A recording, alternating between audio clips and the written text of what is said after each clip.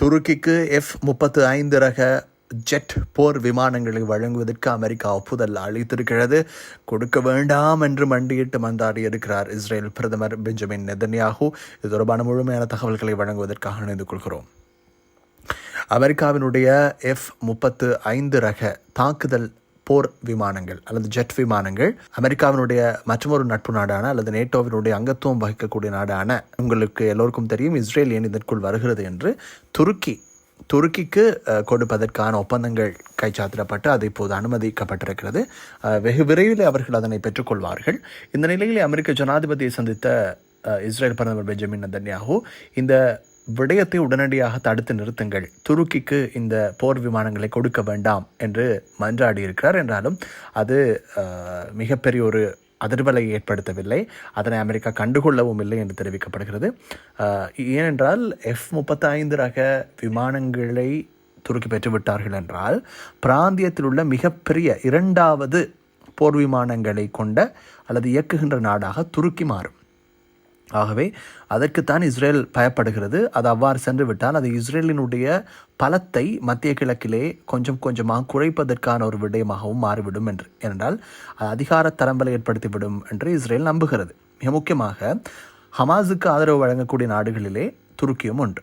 ஆகவே F-35 ரக விமானங்களினுடைய தொழில்நுட்ப அறிவுகளை அவர்கள் ஹமாஸோடு பகிர்ந்து கொள்வார்கள் என்ற அச்சம் ஏற்பட்டிருப்பதாகத்தான் இஸ்ரேலினுடைய பிரதமர் இவ்வளவு பயத்திலே மன்றாடுகிறார் என்பது தெரிகிறது.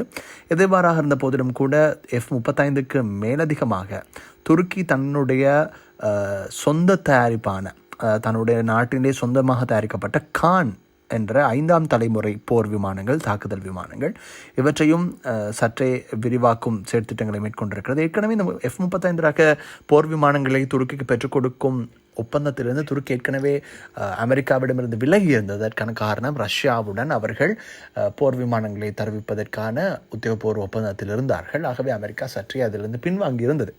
இந்த நிலையிலே உதாரணமாக நேட்டோ நாடுகளை பொறுத்தளவிலே ரஷ்யாவுக்கு எதிரான கொள்கையை தான் கடைபிடிக்கும். ஆனால் துருக்கியோ தன்னுடைய நேட்டோ நாட்டில் இருந்தாலும் தன்னுடைய பொருளாதார மற்றும் வெளிநாட்டு கொள்கைகளிலே மற்றும் பாதுகாப்பு கொள்கைகளிலே சற்றே ரஷ்யாவோடு ஒன்றிணைந்து போகின்ற கொள்கையை தான் கடைபிடித்திருக்கிறதே தவிர அவர்கள் ஏனைய நேட்டோ நாடுகளைப் போல அவர்களுடைய எதிர்ப்பை கையாளவில்லை. என்றால் அமெரிக்காவினுடைய ஆதரவு நாடாக இருந்தாலும் அவர்கள் அமெரிக்காவுடன் சார்வதை விட ரஷ்யாவுடன் சார்ந்துதான் அதிக இடங்களிலே செல்கிறார்கள் என்பது அவர்களுடைய வெளிநாட்டு கொள்கைகளை பார்க்கின்ற போது தெளிவாகிறது. எனவே துருக்கியினுடைய இந்த நிலைப்பாடு, இந்த போர் விமானங்கள் அவர்களுடைய கைகளுக்கு வருவதனை இஸ்ரேல் பிரதமர் விரும்பாமைக்கு இவைகளும் பிரதான காரணங்களாக இருக்கின்றன என தெரிவிக்கப்படுகிறது. தொடர்ந்து இணைந்திருங்கள் அன்பான நேயர்களே.